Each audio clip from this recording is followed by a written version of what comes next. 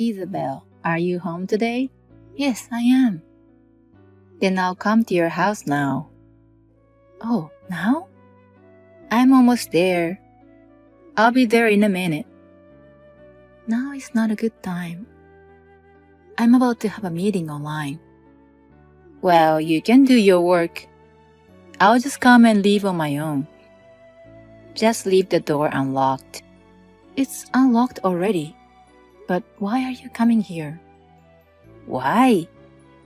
To bring you a home-cooked meal. Vanessa, I appreciate you doing so, but you don't have to. We have plenty of food to eat. But you know, my son may feel that sometimes he wants to eat his mother's dish. I made a lot, so I brought some of them all the way here. You know, I'm a cooking expert, right? I cook a lot of different dishes at home every day, and my family eats what I make. We have enough side dishes. You call yourself a cooking expert, but you're just acting like it. You're not much more than a housewife. That's not true. You're just making dishes for fun. Have you thought of the one being fed like that? I feel sorry for my son and grandson. I don't cook just for fun. I'm thinking of dishes that I can present to the world with confidence. It's not like I make them eat a failure. It looks good, it's nutritious, and it tastes good. Well, it may look good, but of course my old-fashioned dishes are better for them. For my son, it's what he's always eaten. There's nothing better than mother's dish. Fine. I don't mind if you bring them. Thank you very much. Why didn't you say so from the beginning? Such a warped wife. But please, don't take away our food from the house. You always take away a side dish for dinner, don't you? I already took it. You had already come? I put the food I brought you in the fridge. I took the leftovers in the fridge instead. You didn't choose the pulled pork, did you? You mean the one inside the container? It almost went bad, so I took it. It's not bad at all. I was talking it into the sauce. I've been preparing it since the day before yesterday, and I was going to cook it tonight. Please give it back. It's my son's favorite. I already left the house. If you don't want me to take it with me, put a note on it. I'll get confused. You showed up all of a sudden. Do I need your permission beforehand? I thought about my son's health and brought food for him. I appreciate you bringing food, but please don't take any food from us. My son and husband are looking forward to my dishes. They even ask me what's for dinner every evening. Are you trying to tell me that your dish is better than mine? You gotta be kidding me. Do you enjoy trampling on people's thought? Let me tell you, Vanessa, I don't appreciate it. Please don't bring us any more food. Huh? I hate to say this, but to be honest, my family doesn't like your dish that much. Nobody eats it, so I always have to force myself to finish it up, so you don't have to bring it. How dare you? What a rude wife. Ungrateful. Never forget what you just said. I brought grilled salmon for you today. Did you come to our house? You're so careless, leaving your son alone in the house. My son can stay at home for a while. He's already in elementary school. He was there, so I came in and left the dish. I told you not to bring dishes. This is the last time I'm bringing you food. Even though I bring the food out of the goodness of my heart, you refuse it. And I'm hurt, so I'm not bringing any more. If you just bring us food, I appreciate it. But if you undermine my job, or take away the food my family looks forward to, then I can't accept it. Undermine you? I'm just telling the truth. Cooking expert is an exaggerated name. It's like you're just a housewife who only cooks. I don't think it's a good idea to make fun of a certain profession like that. If you speak like that in other places, people will doubt your personality. You're just a wife. Don't lecture me. Then don't do anything to be lectured. And about the grilled salmon? You know my husband and son don't eat fish, right? Is that so? How could you not know their likes and dislikes? Besides, I'm also on a fast now, so I can't eat food. I came all the way, so don't let it go to waste. You can eat it once you finish the fast. I made a lot. A lot? Enjoy eating it. You're a cook. You don't waste food by throwing it away, do you? Okay, I'll have some. I've got some mashed potatoes from the fridge. Again? I decided not to bring you food because you don't want it. But sometimes I'll just some of your food like this. I have to make sure you're cooking properly for your family. Why the hell you need to check on it? I don't want my son and grandson to get sick. Finish up the salmon.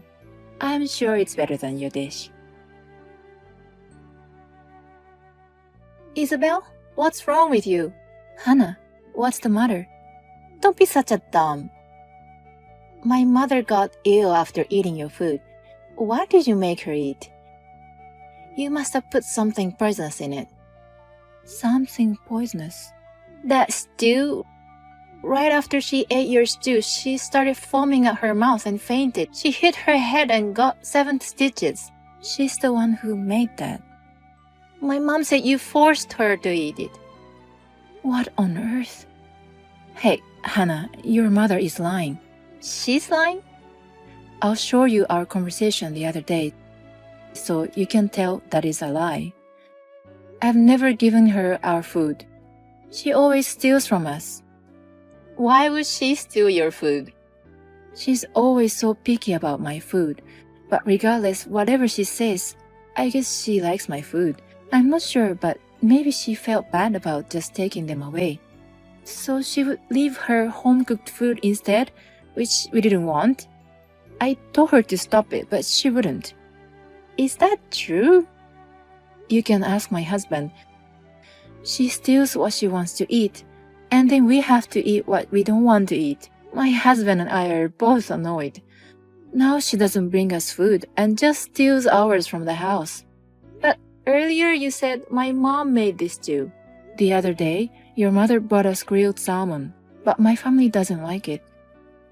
I couldn't eat it either because I was on a fast. So I made a stew by using the grilled salmon for my husband and son so that they can eat it. And she ate it? She must have snuck back in and stole it. She didn't even notice she made it originally. You guys didn't eat it? I tasted it, but only a little, so I guess it was okay. But maybe it was the stew that made my stomach upset earlier. I'm glad I noticed it before I offered it to my husband and son. I wonder what in the world was in that grilled salmon. Did she know that you were the only one who ate the salmon?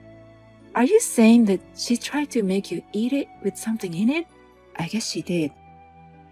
We had a little argument about cooking before. I think she was trying to get back at me. I'm sorry. I can't believe what she has done. How is she doing? She hit her head hard and was conscious for a while, but she came to quickly and now she's been complaining about you the whole time. She's been spitting curses to you. Your mother has been awful to me for a long time. She makes fun of my job. I don't know what she put in the food, but this is a crime, isn't it? Yes, it is a crime. Hey, let's go for coffee. I want you to see the messages to know how your mother has been treating me. Oh, my head hurts. The doctor said I might have after effects. That girl, such a pain in the ass. When I get out of the hospital, I'm going to make her get divorced. Mom, what are you saying? It's your fault, isn't it? What do you mean? That bitch made me eat some poisoned food. It's all her fault. You're the one who cooked it. Don't you realize it yet? That stew you ate? It originally was that grilled salmon you forced on her. Huh? Grilled salmon? You went to bring it, right? No one would eat it, so Isabel changed it into stew.